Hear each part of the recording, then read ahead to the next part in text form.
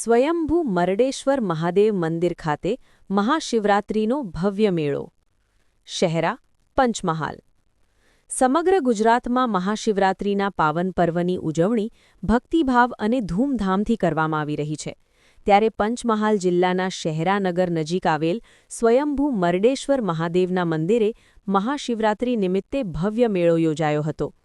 વહેલી સવારે જ ભક્તોનું મંદિરે આવાગમન શરૂ થઈ ગયું હતું અને દિવસભર બમ બમ ભોળેના જયઘોષ સાથે સમગ્ર વિસ્તાર ભક્તિમય બની ગયો હતો. સ્વયંભૂ પ્રગટ થયેલા મહાદેવ.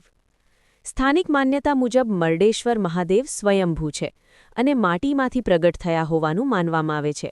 મંદિરનું ઐતિહાસિક અને ધાર્મિક મહત્વ દૂર દૂર સુધી પ્રસિદ્ધ છે. ખાસ કરીને મહાશિવરાત્રિની રાત્રે શિવલિંગ એક ચોખાના દાણા જેટલું વધે છે તેવી લોક આસ્થા રહેલી છે, જેને નિહાળવા અને મહાદેવના આશીર્વાદ મેળવવા મોટી સંખ્યામાં ભક્તો ઉમટી પડ્યા હતા. ભક્તિ અને ભવ્યતા સાથે મેળાની ઉજવણી. મહાશિવરાત્રિ નિમિત્તે મંદિરે વિશેષ પૂજા અર્ચના, રુદ્રાભિષેક અને મહાઆરતીનું આયોજન કરવામાં આવ્યું હતું. દિવસભર ભક્તોએ કતારમાં ઊભા રહી મહાદેવના દર્શન કર્યા. મંદિર પરિસરમાં ધાર્મિક ભજનો, ઢોલ નગારાના નાદ અને હર હર મહાદેવના જયઘોષથી વાતાવરણ ગુંજી ઉઠ્યું હતું. મેળામાં સ્થાનિક વેપારીઓ દ્વારા વિવિધ દુકાનો, પ્રસાદ અને મેળાની પરંપરાગત ચીજવસ્તુઓનું વેચાણ કરવામાં આવ્યું હતું. ગ્રામજનો અને આસપાસના વિસ્તારોમાંથી આવેલા શ્રદ્ધાળુઓએ મેળાનો આનંદ માણ્યો હતો. વ્યવસ્થાઓ સુચારુ.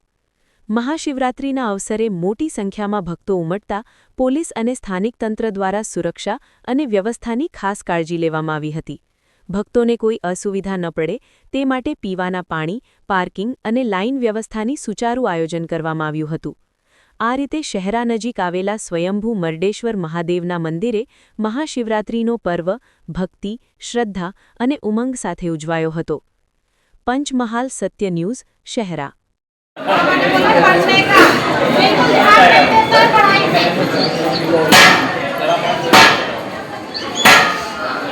महादेव में आज शिवरात्रि का महापर्व मनाया जाता है। दूर दूर से लोग आ रहे हैं। सुबह से 4 बजे से भक्तों की लाइन लगी है, जो कि मध्य रात्रि 12 बजे तक आरती होगी। उसमें भक्त लोग उपस्थित रहेंगे और जो महादेव है बहुत पुराने हैं।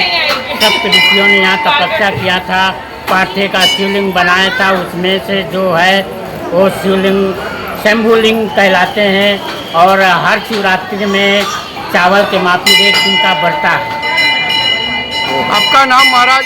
ब्रजमोहन गिरी।